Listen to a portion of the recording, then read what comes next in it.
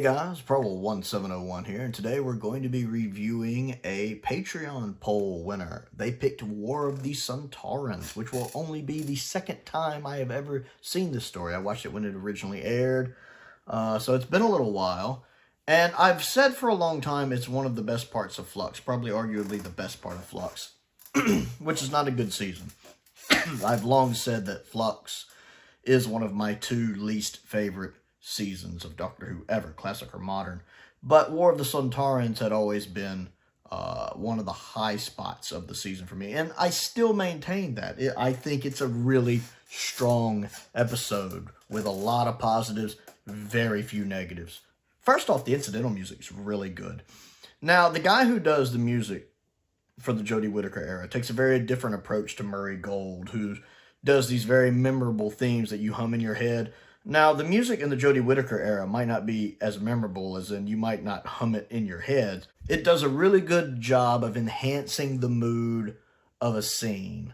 It really accentuates what's going on the screen. So it tonally fits and enhances the scenes when you're watching them. There was lots of times when watching this episode where I made note of the incidental music in the scene that was occurring, and I was like, that really fits this scene well and helps it out. So really got to praise the incidental music. Also, Jodie Whittaker is really good in this episode. As someone who can be critical of her at times, and 13 is my least favorite Doctor, she's absolutely nailing everything here.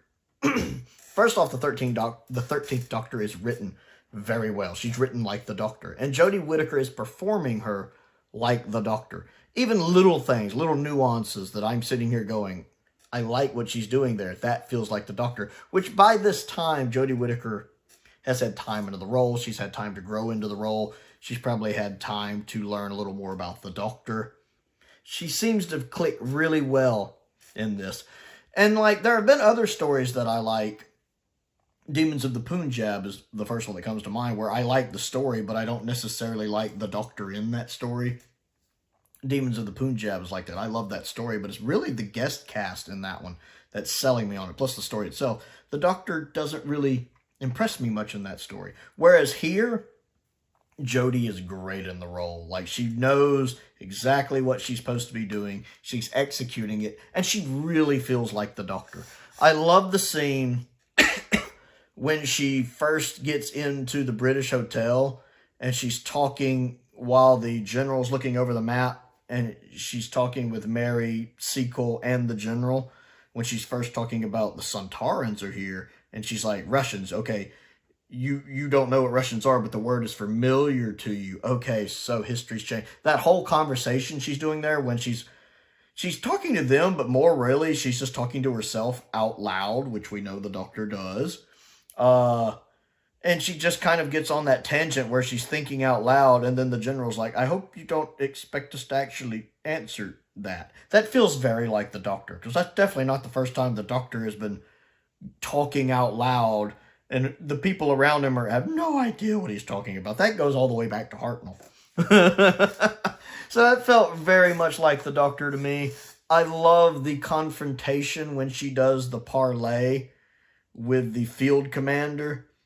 It's like, where's the Doctor? You're looking at her. Ah, you tricked my associate. It wasn't that difficult. I love that whole scene. First off, I love how it's set up with the kind of fog in the background there. It's shot really well, which this whole episode is. Very good cinematography, very good special effects.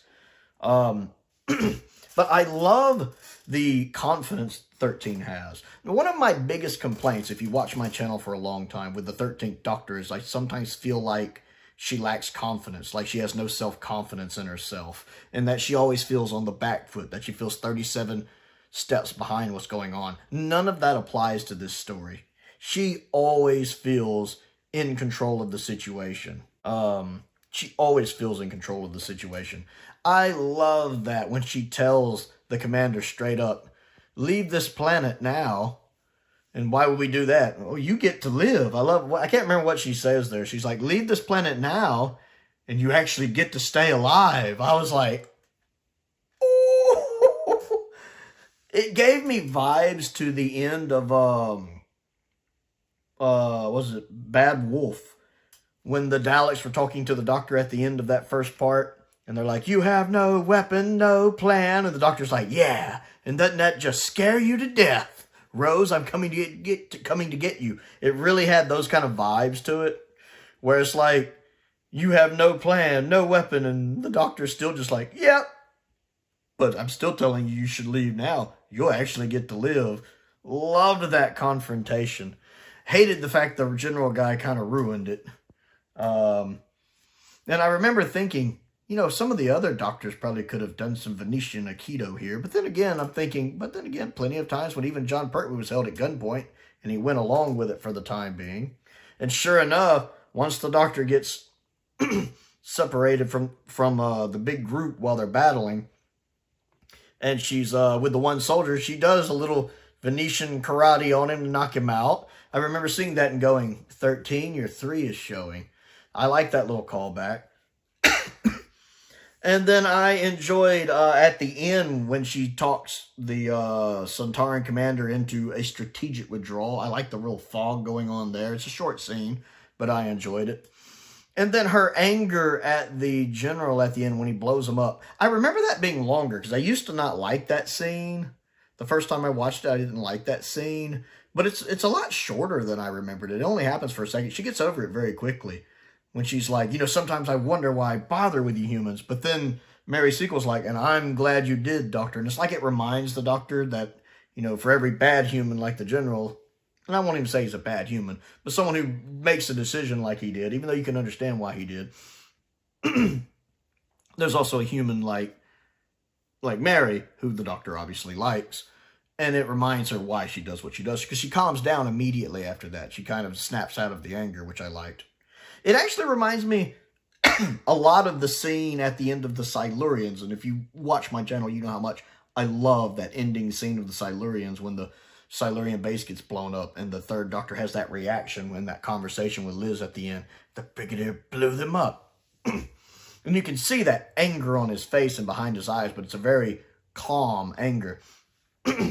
This kind of reminded me of that. And a lot of times Doctor Who has tried to repeat that and doesn't pull it off. Warriors of the Deep is like that with its ending, does not work. Orphan 55 is like that with its ending, also doesn't work.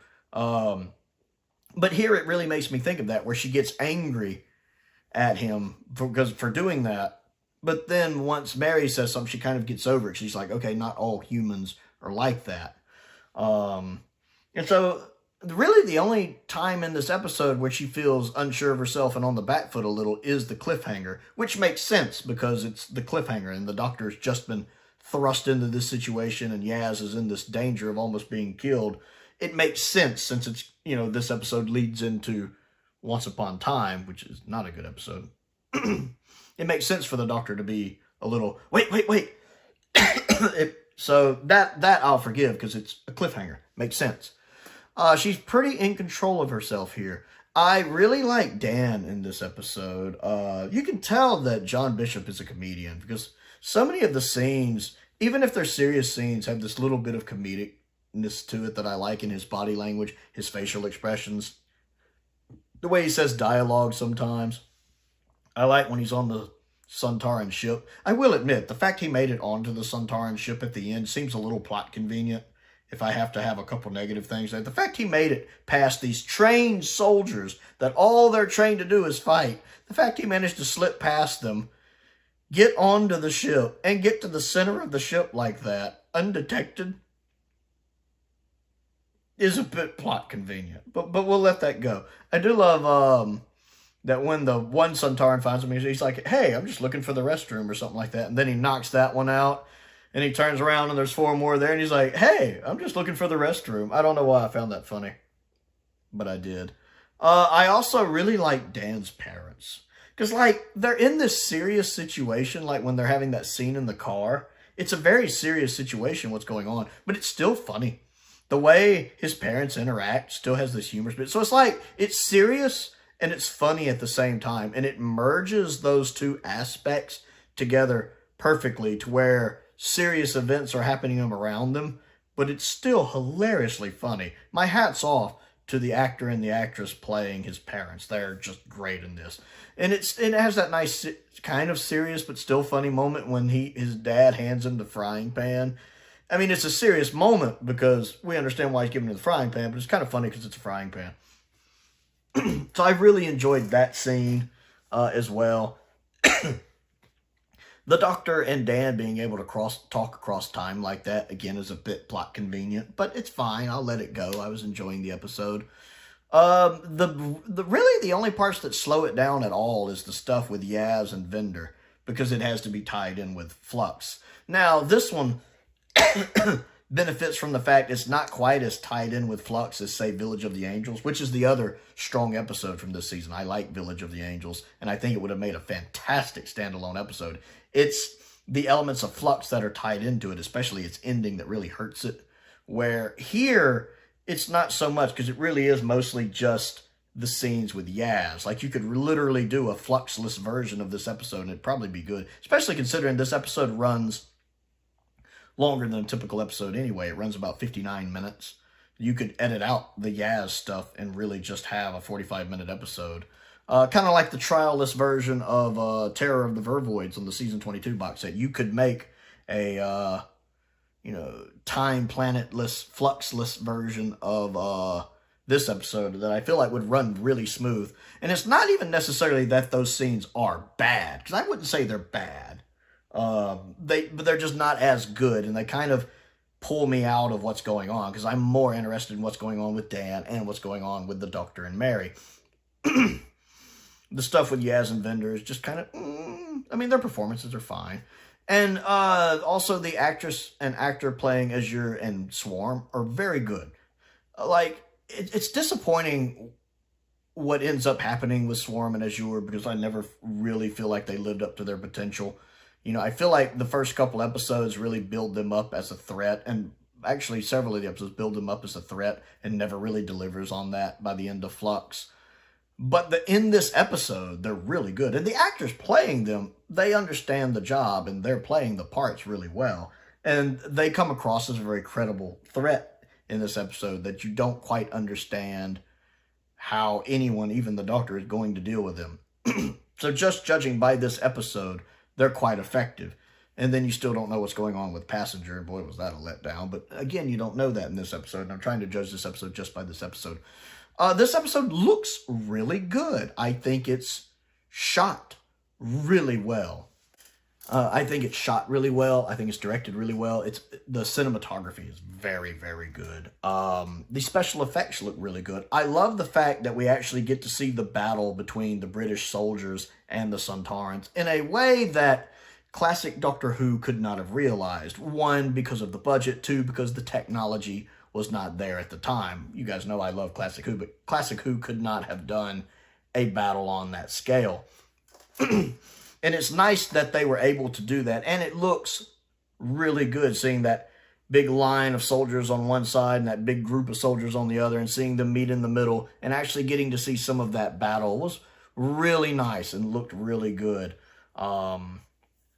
So I really like the guest cast. The actress playing Mary Sequel, she's really good. I love the chemistry between her and 13. They get on really well together. The actor playing the General is good at playing that part. What that part's supposed to be, this man who just will not listen. Is there some misogyny in there? Maybe, who knows? But playing that part, the actor is doing the job he's supposed to be doing. And I love the fact that when he's faced with just how bad of a threat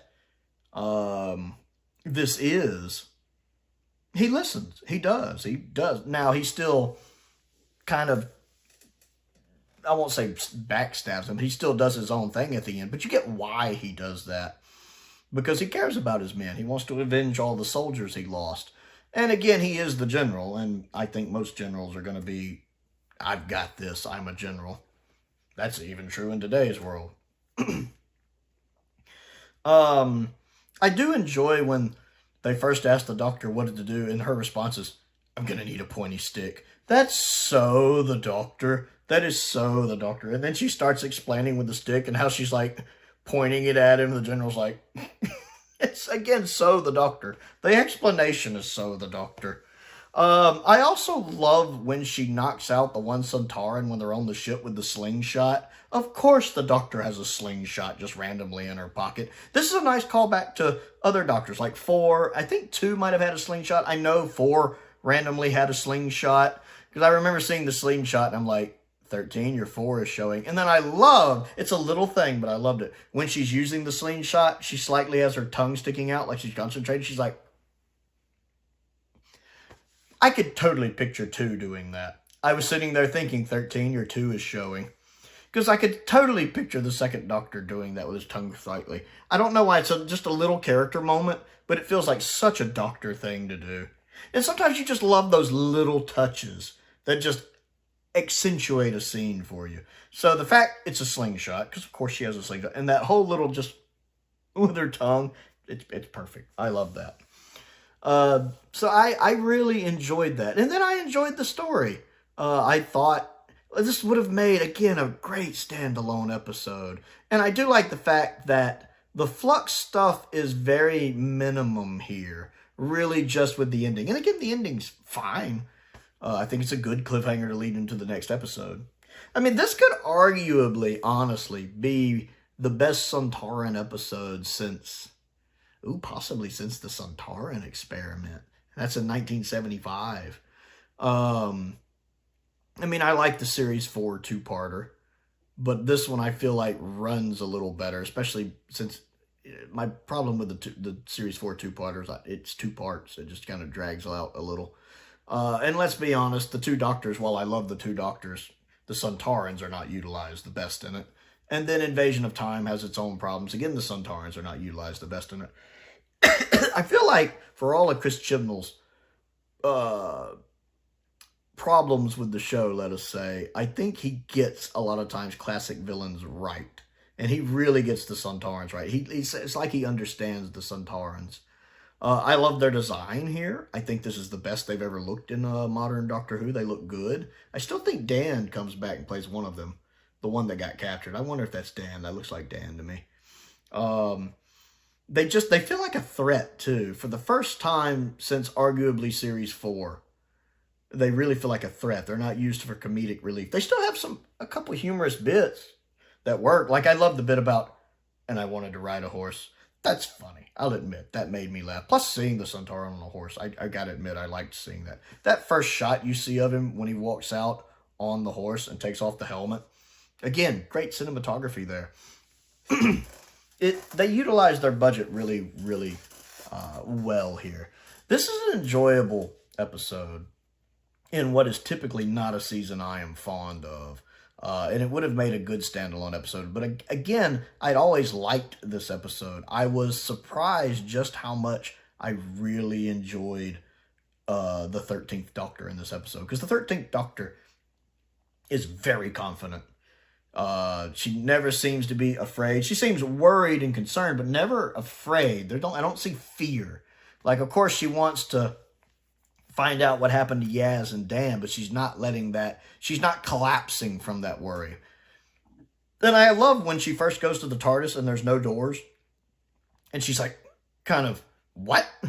And then when she hears the Sontarans coming and she does that kind of, and then runs off. I love that. Again, it's a little thing, but I understand that kind of frustration and annoyance in that little, she does. When she turns and she realizes she can't get in, she has to leave, she's just like, I get that. I can completely connect with that. I've had moments like that in my life. That kind of frustration and annoyance together. It's a little thing, but she's really good in this one. Like, she just really clicks with the character. Like, if the 13th Doctor had been written like this more, I think a lot of people who are not a fan of hers would be more inclined to be a fan of hers. Because she's written and performed really well in this episode. Far better than she typically is. My biggest problem being with 13, again, a lot of times that lack of self-confidence and that being behind on the situation. If you watch my videos a lot, you'll notice the times when I tend to praise her performance is when she is being self-confident. Like when she confronts the Steve Jobs guy in Spyfall. When she confronts the 2 gods at the end of Can You Hear Me, which is probably my favorite Jodie Whittaker moment.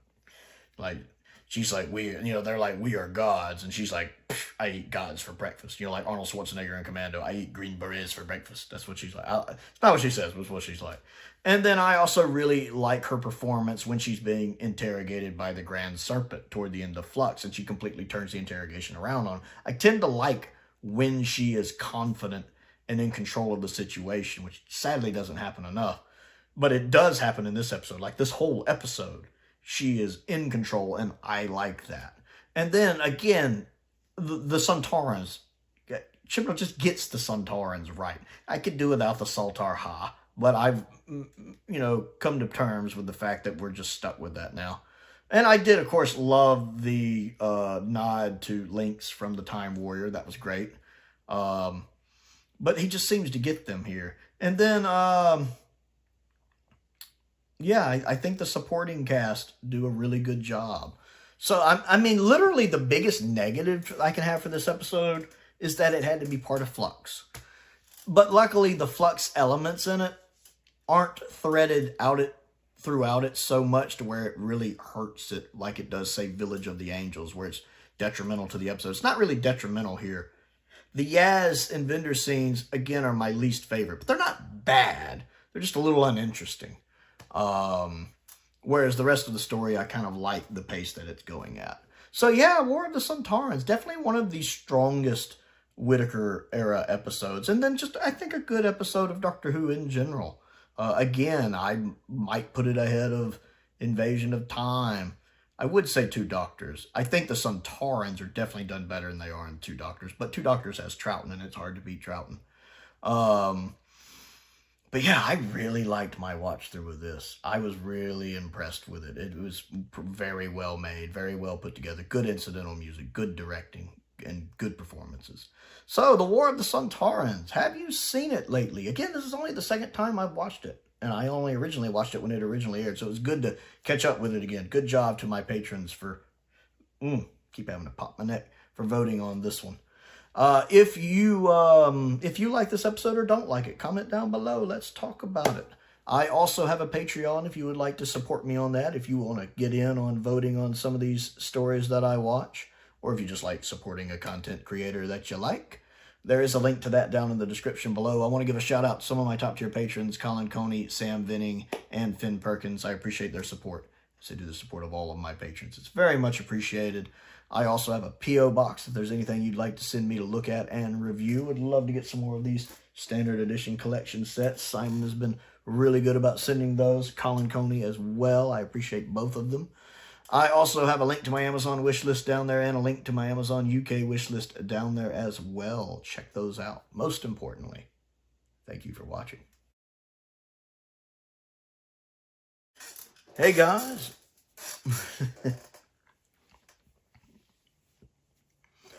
Hey guys, Prowl 1701 here. Today we're going to do, no. But it does a very good job of accentuating, I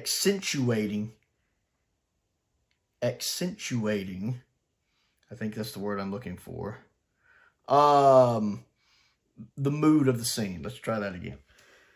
Oh, excuse me. A little crick in my neck.